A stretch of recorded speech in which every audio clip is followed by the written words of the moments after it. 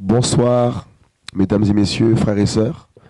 Ce soir, nous sommes sur ce plateau pour donner mon témoignage. Et je crois que mon témoignage va encourager beaucoup de jeunes, par la grâce de Jésus-Christ, à suivre Jésus. Parce qu'on se rend compte que beaucoup de gens vivent leur vie dans le monde sans se soucier qu'il y a un Dieu qui existe, sans se soucier qu'après la mort, qu'en vérité, il y a bien effectivement deux lieux éternels. Et souvent, la première chose que l'homme pense que, voilà, lorsque quelqu'un décède, eh ben, l'homme dit que tout le monde va au paradis. Dès que quelqu'un décède, on dit il est au paradis, il repose en paix. Et c'est souvent ce que j'entends, même auparavant, dans ma vie passée, c'est ce que j'entendais aussi. Alors qu'en vérité, on se demande qui va en enfer. Parce que, à croire, à écouter les hommes, tout le monde va au paradis. Mais personne ne va en enfer. Et moi, étant jeune, j'ai vécu une vie aussi dans le monde, sans Dieu. Et pour moi, je me disais que j'ai tué personne. Dieu va m'accepter au ciel, il va me pardonner parce qu'il est amour. Alors qu'en vérité, c'était ma conception des choses. Alors, pour témoigner de ma vie passée, alors je suis guadeloupéen. Je suis né en France et dès ma naissance, je suis parti vivre en Guadeloupe. Et, euh, j'ai fait l'école là-bas, j'ai grandi là-bas. Et à l'âge de 8 ans, ma mère et mon père m'envoyaient en France. Ils m'envoyaient en France chez quelqu'un que je ne connaissais pas. Pendant quelques temps avant qu'eux-mêmes ne rentrent en France. Donc du coup, je pleurais, j'étais triste. Parce que je voulais être avec ma famille. Et quelques temps après, ils sont venus en France. Et donc du coup, voilà, on s'est retrouvés, tout ça. Et puis, on était une belle famille. On était avec des parents qui nous ont bien éduqués, qui nous montraient voilà, les valeurs de la vie, tout ça. Et donc, voilà. Et du coup, à l'âge de 11 ans, il y a un événement terrible qui s'est passé dans ma vie. À l'âge de 11 ans, j'étais assis dans mon salon, je me rappelle comme si c'était hier. Et une voix m'a parlé. Et cette voix m'a dit, tu dois être sauvé et c'est Jésus-Christ qui sauve. Et ça m'a marqué. Et j'ai vécu ma vie, j'ai grandi, j'ai vécu ma vie. Et à l'âge de 15 ans, enfin oui, j'ai oublié de dire une chose, c'est à l'âge de 11 ans, j'ai commencé à jouer au football. Un voisin qui est aujourd'hui footballeur professionnel a frappé à ma porte et il m'a demandé, voilà, est-ce que je veux jouer au foot. Et du coup, j'ai commencé à jouer au foot à l'âge de 11 ans. Et puis j'ai commencé à aimer le foot parce que je me suis découvert en moi un talent, des capacités physiques qui pouvaient faire de moi un joueur professionnel. Et du coup, je me suis investi dans le foot. Voilà, j'étais aussi bon à l'école, même ma tête était plus sur le foot. Donc mon cœur était plus sur le foot, donc j'ai négligé l'école. Et du coup, à l'âge de 15 ans, j'ai quitté ma mère, mon père, mes frères, ma soeur, pour intégrer voilà, un centre de formation de football.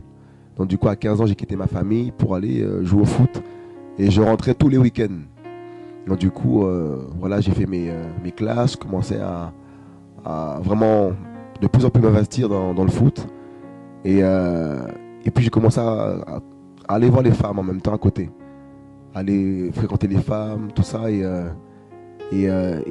dès lors que j'ai commencé à fréquenter les femmes, il y a aussi mon cœur a commencé à basculer sur les femmes. Donc le foot était un peu mitigé. Et ça m'a pas vraiment aidé, quoi. Et du coup, à l'âge de 18 ans, j'ai rencontré une jeune femme qui est aujourd'hui ma femme. Là, je l'ai rencontrée à 18 ans et du coup, quand je l'ai vue, voilà, ça m'a pas empêché quand même d'aller voir d'autres femmes. Donc du coup, elle m'a suivi partout où j'ai pu passer par rapport au football, tout ça. Et elle connaissait pas vraiment c'était quoi le foot. Et c'est en me fréquentant, c'est là qu'elle a vraiment compris quelle était ma passion, tout ça. Et, euh, et moi, j'allais voir les femmes, c'était les sorties, les femmes, les femmes. Et, euh, et du coup, elle n'avait accès à aucun de mes codes de téléphone, internet, réseau. Elle ne pouvait fouiller dans aucun de mes téléphones. J'avais vraiment mis une barrière voilà, pour me protéger parce que j'avais beaucoup de contacts de femmes. Et il fallait que je protège ce butin, entre guillemets. Et elle se doutait que j'avais des femmes ici et là. Elle se doutait, tout ça. Et enfin, j'étais pas encore marié. Hein. Voilà, j'étais pas encore marié. Mais elle se doutait que ici et là, j'avais des femmes, mais sans preuve. Et du coup, on continue le foot, je continue à jouer au foot, tout ça. Et puis, l'année où j'allais signer mon premier contrat professionnel, parce que j'avais mon agent qui était assez en contact avec des présidents de club. Donc du coup, l'année où j'allais signer mon premier contrat pro, je me suis blessé. Voilà, je me suis voilà, on m'a taclé par derrière. J'ai été, comment dire, mon ligament croisé s'est rompu. Donc du coup, on m'a opéré et c'est là que ma carrière a pris un coup. Et par la suite, j'ai repris le foot, au moins 18 mois après, hein, soit 12, entre 12 et 18 mois après, j'ai repris le foot. Mais j'avais que des pépins physiques, que des blessures, que des blessures. Et c'était très difficile. J'ai eu du mal à retrouver le niveau que j'avais avant, la capacité physique que j'avais avant. Et du coup, le dernier club où j'étais, j'ai insulté mon entraîneur, je l'ai insulté dans un vestiaire et ils m'ont convoqué par la suite et ils m'ont dit tu iras en équipe B l'année prochaine. Et du coup, j'ai refusé, donc j'ai quitté la France. J'ai tout fait, j'ai tout quitté. Je suis parti en Guadeloupe avec ma copine qui est ma femme aujourd'hui. On a quitté la France, je me suis dit je quitte tout ça, je vais en Guadeloupe. Et là-bas, j'ai créé une société avec ma femme, tout ça. Et puis là-bas, j'ai repris le football. Ça m'a encore rattrapé. Une passion, c'est quand là, il y a une passion quelque part, ça nous poursuit toujours. Donc du coup, j'ai fini par reprendre le foot en Guadeloupe. J'ai recommencé à retrouver un bon niveau physique, à remarquer des buts, à passer dans les journaux. Et j'avais cette ambition d'intégrer l'équipe nationale et pourquoi pas revenir dans le circuit, si je peux dire cela. Et du coup, lors d'un match, que s'est-il passé? J'ai eu un choc avec un gardien de foot, enfin avec le goal en question, et le genou droit s'est cassé. Alors le gauche s'est cassé, il y a 18 mois auparavant. Et je crois pour le foot, c'est le genou droit qui se tord. Un choc frontal, mon genou s'est déboîté, et c'est là que je crie, ah, c'est fini. J'ai crié, là je comprends que le foot là, c'est fini. Le genou s'est déboîté, et il s'est remis en place. Et mais j'ai quand même encore été persévérant. J'ai repris la musculation, j'allais sur le sable pour muscler ma jambe, pour que ça puisse bien tenir, pour que le genou puisse bien tenir. Et j'ai repris le foot quelques mois après, j'ai repris. Je reprends, je rejoue, qu'est-ce qui se passe? Je tombe gravement malade. Et c'est là que on se rend compte qu'on est seul. Devant la mort, on est seul. Il n'y a pas nos parents, il n'y a pas les femmes que tu peux avoir, il n'y a pas l'argent que tu peux gagner, il n'y a pas ta société qui peut te guérir, te délivrer. On se rend compte que là, c'est « Oh mon Dieu !» Et je vous dis la vérité, ma vie a basculé.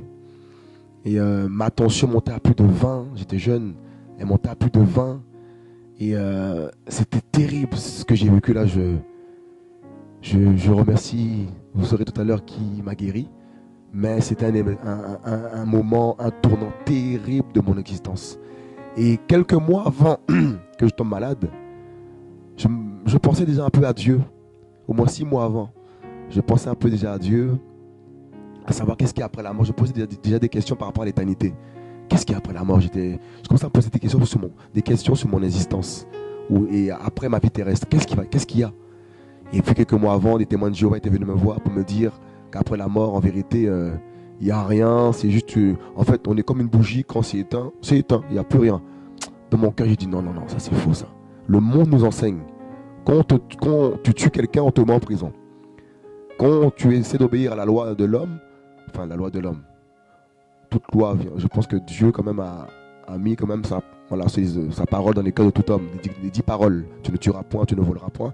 Et c'est ça qui régit le monde. Donc c'est aussi les lois divines, les lois de Dieu. Et je me suis rendu compte que voilà, l'homme aussi a ses lois. Et si tu ne respectes pas les lois de l'homme, ben, l'homme peut te punir. Et je me suis dit, mais à plus forte raison Dieu. Si des hommes qui peuvent juger des hommes alors qu'eux-mêmes peuvent fumer, peuvent être aussi colériques, être aussi méchants, dans le secret, sans que l'homme le sache, peut rendre un jugement à l'autre, à plus forte raison Dieu. Et je crois que le Dieu qui a créé la terre et le ciel est un Dieu saint. Lorsqu'on voit la création, comment elle est belle, lorsqu'on voit les fleurs, la beauté de la création, la beauté des océans, la beauté de mon île, la Guadeloupe, lorsqu'on voit la beauté de de toute cette création, ça ne peut qu'être un Dieu d'amour et un Dieu saint qui a créé ces choses. Et c'est ça qui me faisait un peu réfléchir. Je me dis non, il y a un Dieu qui existe. Forcément, il y a un jugement. Et cette maladie qui m'a foudroyé quelques mois après, parce que je pense que dans la vie d'un homme, souvent, pour qu'il puisse se poser des questions, il faut que des choses lui arrivent. Voilà, et moi, ça a été le cas. D'autres, ce n'est pas le cas. Parce que souvent, lorsque des gens passent par des moments difficiles, ils ne changent pas pour autant. Ils vont crier oh mon Dieu, aujourd'hui. Et dès que le fléau passe, ils vont continuer leur vie de cigarette, leur vie de péché. Et dans le monde, je suis sûr qu'il y en a plein comme moi, où Dieu a permis à un moment donné dans leur vie des circonstances pour les ramener à lui. Et moi, c'était la maladie. Et lors de cette maladie qui m'a foudroyé, j'ai été voir plein de médecins. J'ai dépensé beaucoup d'argent pour qu'on puisse me guérir. J'étais voir les médecins ici et là, en Guadeloupe. Il n'y en a pas un qui m'a dit que j'avais quelque chose. Ils m'ont tous dit, monsieur, les machines disent que vous n'avez rien. Et je sens que dans mon corps physique, je suis en train de mourir. J'étais voir les voyants. Il y a une voyante, je me rappelle, je suis parti voir une voyante. Je suis rentré dans son cabinet, il y avait plein de statues de Vierge Marie, de saints, des statues. Et pour moi, je pensais que Dieu était là-dedans. Et du coup, elle a commencé à me raconter toute ma vie passée. J'ai dit, oh là là, mais elle connaît toute ma vie, tout ça, donc c'est la vérité. Alors que plus tard, je me suis rendu compte que le diable aussi utilise aussi, enfin, il a ses serviteurs qui peuvent un peu te dire ta vie passée pour te faire croire que c'est la vérité. Mais en vérité, c'est faux. Dieu n'est pas dedans. Ce sont des menteurs. Voilà, les marabouts, les voyants, ce sont des menteurs. Ils ne peuvent pas nous sauver. Ils n'ont pas de puissance pour nous sauver. Et du coup, elle m'a donné des choses à faire, des bains. Elle m'a dit de prendre d'envoyer du sel dans toute ma maison, dans les coins de la maison, de faire la fumée. Donc moi et ma femme, ma copine à l'époque, aujourd'hui ma femme, voilà, vous savez ça, pour que je ne puisse pas le répéter tout le temps. Donc du coup, on a mis du sel dans la maison, ici et là, la fumée, tout ça, de l'encens, pour chasser les mauvais esprits. Et elle m'a donné une liste de beefsteak. Voilà, fallait que j'aille dans une boucherie et que j'achète un gros beefsteak et que j'aille me laver dans la mer avec ce beefsteak comme un savon. Donc je suis parti au Gosier, à la mer du Gosier, j'ai pris le beefsteak, j'ai commencé à me savonner avec le beefsteak pour retirer le mal sur moi. Et elle m'a dit, lorsque j'aurai fini de me savonner avec ce beefsteak, de trouver un chien et de dire au chien, tiens, mange sur le mal. Donc du coup, je me suis lavé dans la mer, tout ça avec un beefsteak, tout ça, je me suis caché dans un caillou parce que quelqu'un qui se lave avec une viande, c'est de la folie. Donc je me suis caché, je me suis lavé avec ce beefsteak. J'ai trouvé un chien dans la rue, j'ai dit, tiens, le chien mange sur le mal. Je croyais que j'allais être guéri. Je n'ai pas été guéri. J'étais encore plus malade encore même. Et du coup, j'ai décidé de rentrer en France. J'ai dit non, je rentre en France. Donc du coup, je suis parti à l'hôpital, dans un grand hôpital français, que je ne vais pas dire le nom forcément. Ils m'ont hospitalisé pendant plus d'une semaine. Ils m'ont fait plein de soins intensifs. À la fin de cette semaine, ils m'ont dit, monsieur, on ne sait pas qu'est-ce que vous avez. Vous n'avez rien, tout va bien. Ils m'ont opéré le bras pour prendre un bout de viande, enfin un bout de muscle, pour savoir si c'est pas le muscle, tout ça. Ils m'ont fait tellement de choses. Et je vous dis la vérité, je n'ai pas trouvé de guérison, de solution dans l'homme. Et c'est pour ça aussi que la Bible dit, maudit soit l'homme qui se confie dans l'homme. Et du coup, quand j'ai commencé à comprendre que les femmes que j'avais, ma mère qui était là pour moi, mes parents, mes amis, tout ça ne pouvait rien pour moi, dernier recours, c'était Dieu. Beaucoup diront oui, Dieu, tout ça, il n'existe pas. Il est si réel, ce Dieu. Il est tellement réel. Il faut juste que tu puisses ouvrir ton cœur pour qu'il se révèle à toi. Et du coup, je suis reparti en Guadeloupe. Je me suis dit, je retourne en Guadeloupe et pour prendre ma voiture, parce que j'avais une voiture tuning, qui était bien tuning, tout ça, que j'aimais beaucoup, avec du son là-dedans, des boomers. Je me suis dit, je retourne en Guadeloupe, je récupère ma femme, ma copine, ma voiture, et je rentre en France, et je change de vie, parce que je me suis dit, là, je vais commencer à prier Jésus-Christ. Et ma soeur prie actuellement dans une grande église, mais aujourd'hui, je me suis rendu compte que Jésus n'est pas dedans. Jésus n'est pas dans ces églises. Donc du coup, j'avais pour projet de revenir en France et m'installer en France, tout ça, et commencer à prier Jésus, changer de vie. Donc retournant en Guadeloupe, je suis parti faire le contrôle technique de cette voiture. Et arrivé là-bas, je rencontre quelqu'un et je commence à parler de Jésus-Christ avec ce monsieur. Alors que je ne connaissais même pas encore vraiment le Seigneur, mais dans mon cœur, le désir commençait à brûler pour Dieu. Et, euh, et du coup, j'ai été faire le contrôle technique de la voiture, tout ça pour qu'ils prennent l'avion. Donc du coup, j'ai payé plus de 1000 euros pour cette voiture pour qu'elle puisse prendre l'avion pour rentrer en France. J'étais tellement attaché à cette voiture. Et du coup, ce monsieur en question était chrétien. Il m'a invité à venir dans son église un dimanche. Et puis je suis allé faire un tour. Avec ma copine, on est parti faire un tour.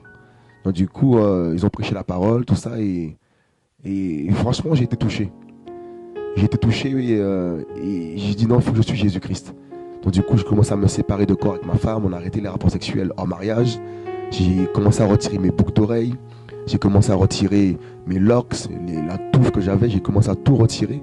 Je voulais vraiment abandonner mon ancienne vie. Il y avait ce désir qui brûlait en moi d'abandonner le mal, les femmes, les boîtes, le shit. Et c'est quand je suis parti en Guadeloupe, en fait, que lorsque ma carrière était un peu finie en France, c'est là que c'est en retournant en Guadeloupe que j'ai commencé à sombrer dans le péché.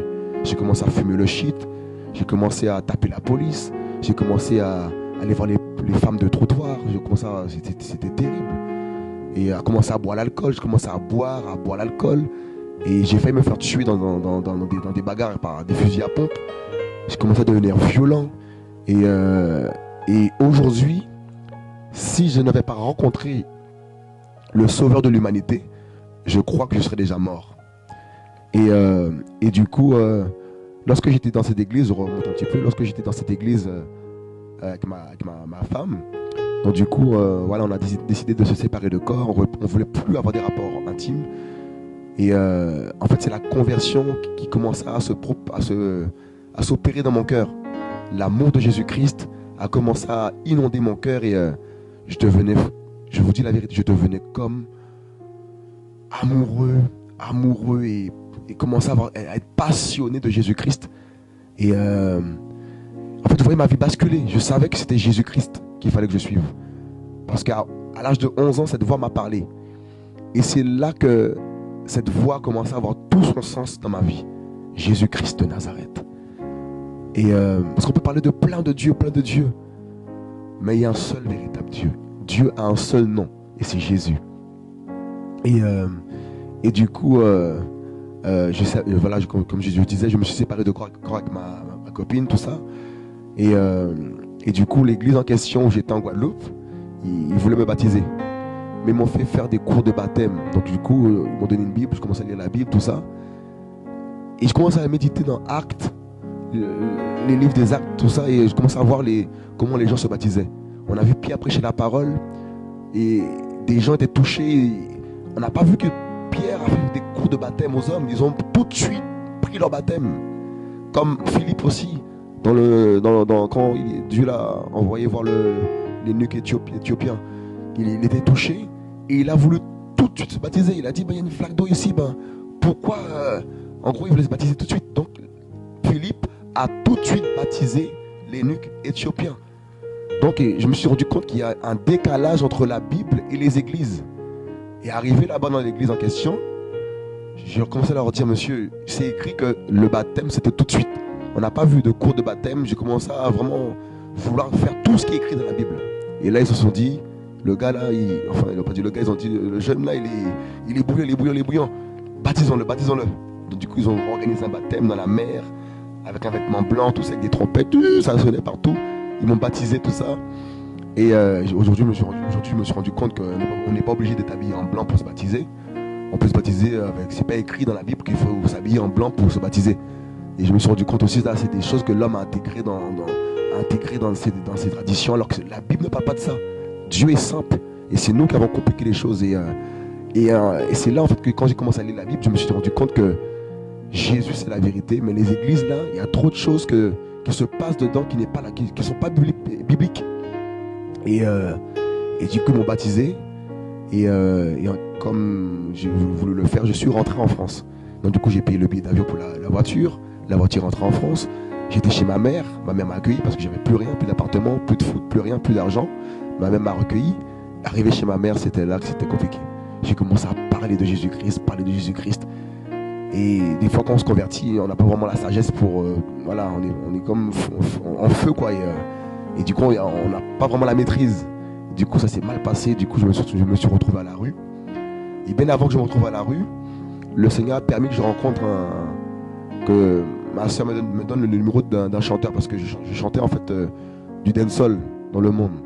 Et du coup, à ma conversion, j'ai voulu chanter du Jésus-Christ dans le dancehall quoi. Rap pour Jésus, tout ça. Je voulais faire ça pour adorer Jésus-Christ. Et du coup, ma soeur m'a donné le numéro d'un chanteur, je ne dirai pas le nom, qui chante du dancehall pour Jésus-Christ. Et ce chanteur en question était à Bordeaux. Et il me dit, comme il est à Bordeaux, il y a un frère qui s'appelle David. Bonjour mon frère David. Du coup, il m'a donné son numéro il m'a donné le numéro de David que j'ai appelé. Il était à Saint-Denis, je me rappelle. Et quand j'ai appelé ce frère, on est resté des heures et des heures au téléphone. On parlait que de Jésus-Christ de Nazareth. Et entre-temps, en fait, voilà, quand j'étais chez ma mère, j'ai essayé de voir plusieurs églises pour savoir où j'allais prier. J'ai fait au moins 10 églises. Et dans les 10 églises que j'ai fait, il n'y avait que des soucis. Alors l'église en question, ma soeur était... le premier dimanche, je suis parti là-bas, j'entends le pasteur demander de l'argent. Dans mon cœur, je dis, mais Jésus-Christ n'est pas mort sur la croix pour qu'on donne de l'argent aux hommes. J'ai dit, non, ça c'est... Je n'ai plus là-dedans. Du coup, j'ai fait d'autres églises. Une église, il n'y avait que des Haïtiens. On me dit là-bas, le Saint-Esprit n'est pas Dieu. Une église martiniquaise. C'était là, que des Martiniquais. Une église, je me suis dit, mais Dieu n'est pas venu que pour un peuple. C'est ça que je ne comprenais pas. La Bible dit qu'il n'y a ni juif ni grec. Et dans les églises, vous voyez qu'un peuple. Et c'est ce qui se passe aujourd'hui. Je dis non. J'ai dit à ma femme, on ne va plus dans les églises. On va prier Jésus-Christ à la maison. Parce que Jésus-Christ, c'est la vérité. Et du coup, lorsque j'ai rencontré David, il voulait me donner un CD. J'ai dit non, tu sais, les CD là, ça ne m'intéresse plus. Je prie avec ma femme à la maison, garde-le, je veux plus, je suis déçu des églises. Jésus-Christ, je le suis, mais pas les églises. Il a insisté pour que je prenne ce CD, Église, où es-tu? Église, où es-tu, c'est une prédication du frère Chora, Kouetou. Et ce message est sur YouTube, ça s'appelle Église, où es-tu? C'est un message qui m'a bouleversé. En fait, je l'ai pris ce message, j'ai dit bon, je vais écouter. Je l'ai pris, j'ai écouté ce message. Et quand j'ai mis ce CD dans l'ordinateur, oh là, ça m'a révolutionné. C'était le message que j'attendais. C'est ce que j'attendais comme message. Et j'ai commencé à mettre ça dans ma voiture, parce que j'avais un caisson, des boomers. J'ai commencé à mettre ça partout dans les rues, j'allais, ça jouait partout. Église, où es-tu? Ça parlait que de la Bible. Et lorsqu'on voit une voiture arriver comme ça, on se dit non, ça c'est un délinquant qui est dedans. Mais quand tu vois la personne qui est dedans, c'est un jeune qui a les cheveux coupés, tout ça, et qui est propre. Et là-dedans, c'est le message de l'évangile qui se propageait dans les villes. Donc je faisais exprès de passer dans les rues pour évangéliser les villes, comme ça, les rues, tout ça, avec l'église où es-tu. C'était incroyable. Et je bénis Dieu parce que ça m'a révolutionné. Et c'est quand j'ai commencé à écouter ce message que j'ai encore plus compris qui était Jésus. Ça m'a encore plus révélé Jésus-Christ. Ça m'a encore plus appris comment Dieu voulait qu'on vive. J'ai commencé à me sanctifier. J'ai commencé à comprendre qu'est-ce que véritablement la sanctification. Parce que Dieu aussi passe par les hommes pour nous enseigner. Il nous forme lui-même, il passe aussi par les hommes. Et nous-mêmes aussi, on doit se former. Donc il y a plusieurs types de formation. Et j'ai commencé à écouter ce message que le frère Chora prêche encore jusqu'à aujourd'hui. Et ça m'a boosté à aimer Jésus. Ça m'a boosté à craindre Dieu. Et j'ai vu que des bonnes choses pour se produire dans ma vie. La sainteté, l'amour pour Jésus-Christ, la séparation avec le monde, ça m'a ouvert les yeux sur beaucoup de choses. Et du coup, dès lors que j'ai commencé de plus en plus à me sanctifier, au moins peut-être 6 mois ou 1 an après, c'est là que Jésus-Christ m'a délivré. Il m'a délivré de cette maladie que j'avais. Il m'a délivré de la tension qui montait à plus de 20, tout ça. Jésus m'a bousculé, il m'a secoué. Je suis amoureux de ce Dieu tout-puissant, Jésus-Christ. Voilà pourquoi je donne ce témoignage vraiment pour encourager ceux qui hésitent encore à venir à Dieu. Dieu est réel. S'il a pu toucher ma vie, s'il a pu me délivrer de la maladie, il peut le faire pour toi. Vous voyez? Il peut le faire pour nous, pour vous tous qui doutiez. Là où l'homme est incapable, tout est possible à Jésus-Christ de Nazareth. Jésus n'est pas un mythe. Jésus n'est pas une religion, c'est une relation. Et c'est ce que beaucoup n'ont pas encore saisi, mais je crois que Dieu va toucher des cœurs afin que les cœurs puissent se reposer uniquement sur Jésus-Christ de Nazareth. Et dès lors que le Seigneur Jésus-Christ m'a guéri, jusqu'à aujourd'hui, j'ai plus confiance dans l'homme. Je n'ai plus confiance dans les médicaments. Je n'ai plus confiance dans les médecins. Les médecins, je vous aime de l'amour de Jésus-Christ. Vous faites un beau travail. Mais mon espérance est en Jésus. C'est lui qui m'a créé. C'est lui qui connaît mes globules rouges. Les médecins m'ont dit, ils ne peuvent pas me guérir à l'époque. Je me rappelle, ils m'ont dit, monsieur, on ne peut pas vous guérir. On ne sait pas qu'est-ce que vous avez. J'ai cherché Jésus-Christ, Jésus m'a guéri. Et du coup, voilà pourquoi je donne ce témoignage vraiment pour encourager les jeunes gens, les hommes à vraiment faire le pas, à donner leur vie à Jésus-Christ. Parce que après la mort, il y a bien et belle une éternité, 2 éternités. Une en enfer, une au ciel. Et le Seigneur Jésus-Christ m'a montré l'enfer et le ciel. Ce sont des lieux... En fait, ça existe. L'enfer, c'est un lieu de tourment. Le ciel, c'est un lieu de repos. Et ce repos, on peut l'avoir seulement si on croit en Jésus-Christ. Parce que c'est lui le repos véritable. C'est lui qui donne le repos véritable.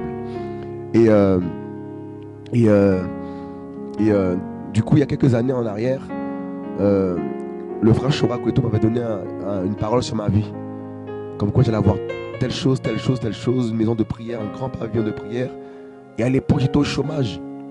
Et je me rappelle le jour qu'il avait prêché, j'ai dit au Seigneur, Seigneur, donne-moi une parole à travers cet homme, Seigneur Jésus-Christ. Et à l'instant que je dis ça à Jésus, je vois le frère Chora se tourner vers moi et me dire, tu auras ça, une grande maison de prière. J'étais à l'époque au chômage, j'avais 0 argent, j'avais rien. Je me dis, mais oh Seigneur, j'ai douté. Et comme dit, Dieu a accompli la parole qui a été libérée. Et cette prophétie s'est accomplie. Et c'est juste pour aussi souligner qu'on reconnaît un arbre à son fruit. Et parce que beaucoup de gens peuvent dire tout ce qu'ils veulent, mais en vérité, Jésus-Christ a des servants, ses servantes, ses serviteurs qui prêchent la vérité. Et leur message n'est pas un message pour nous caresser. Le message qu'ils prêchent, le message que les enfants de Dieu prêchent, les envoyés de Dieu prêchent, c'est un message qui va droit au cœur. Vous voyez, comme le dit la parole, qui juge les sentiments des cœurs. Et j'encourage tous les jeunes à faire le pas. J'encourage tous les jeunes à se réconcilier avec Dieu, plus précisément Jésus-Christ. Venez à lui, vous serez sauvés. Venez à lui, vous serez délivrés. Venez à lui, vous aurez le repos. C'est en lui l'assurance véritable. À quoi bon fumer? À quoi bon continuer à tromper sa femme? À quoi bon continuer à courir les bois de nuit? À quoi bon continuer à boire? À quoi bon vivre comme le monde nous dit qu'il faut vivre? On nous fait croire qu'il faut profiter. Profiter, profiter, profiter. Mais on se rend compte que Dieu dit dans la Bible que ce qu'un homme sème, il le moissonnera. Voilà pourquoi Jésus-Christ dans la Bible dit qu'il ne tient pas compte des temps d'ignorance. J'ai commis des choses terribles. J'ai même voulu écraser ma grand-mère. Mais quand je me suis converti, j'ai demandé pardon à ma grand-mère. Parce que je vous dis, il y a plein de gens qui font des choses, ils ne se rendent pas compte que toutes ces choses vont les suivre après leur mort. Il y a un jugement. Voilà pourquoi Jésus-Christ veut aussi te pardonner. Toi qui n'as pas encore fait le pas avec Jésus. Toi qui n'es pas encore réconcilié avec Jésus-Christ. Il veut te sauver. Parce qu'il t'aime. Ne te dis pas, tu as beaucoup de péchés, comment tu vas faire? J'avais beaucoup de péchés moi aussi. Je pense que vous avez pu un peu voir la tête que j'avais sur les photos qui ont défilé. J'étais un grand pécheur. Peut-être que toi, tu es un plus grand pécheur que moi. Mais laisse-moi te dire qu'il n'y a pas de péché que Jésus-Christ ne peut pas pardonner. Parce qu'il est mort sur la croix pour ôter les péchés. Donc fais le pas. Viens à Jésus-Christ. Ne va pas dans une religion. Ne va pas dans une église, dans une secte. Dans ta chambre, là où tu es, tu peux commencer à invoquer Dieu. Dans ta douleur, dans tes pleurs, tu peux commencer à invoquer le nom de Dieu. Il va se révéler à toi. Et le nom de Dieu, c'est Jésus. Son nom nous a été donné pour que nous puissions nous appuyer sur lui, afin qu'on puisse avoir part à la résurrection corporelle. Croyez en lui. Je ne regrette pas une seconde d'avoir donné ma vie à Jésus. Même si je ne me comprends pas, même si on m'aime plus, même si on dit qu'il est devenu fou, même si mes parents me disent que qu'est-ce qui lui arrive, je veux vivre la sainteté, je veux vivre la justice de Dieu. Je t'encourage à faire le pas. Parce que lorsque tu suis Jésus-Christ, il y a un héritage. Tu reçois la paix de Dieu, le repos. Le monde n'a pas la paix, on le voit. Les gens pleurent, les gens courent ici et là, il n'y a pas la paix. Jésus donne la paix. Tu es malade d'une maladie grave, moi il m'a guéri. Il m'a guéri, voilà pourquoi je témoigne de Jésus-Christ. Jésus n'a pas changé, il guérit. Tu veux être guéri? Viens à Jésus-Christ. Tu veux être sauvé? Viens au Seigneur Jésus-Christ. Et encore, il n'est pas obligé de te guérir. Il peut te laisser comme ça. Mais en lui, tu as l'assurance d'aller au paradis après la mort. Jésus est le seul et unique Dieu. En tout cas, je vous souhaite un bon courage. Que Dieu vous sauve, que Dieu vous bénisse. Et que ce message, que ce témoignage puisse toucher des jeunes. Seigneur mon Dieu, merci pour ta grâce, ta bonté Jésus. Papa, que toi seul sois glorifié, que toi seul sois élevé, que nous puissions diminuer et que tu puisses croître. Seigneur,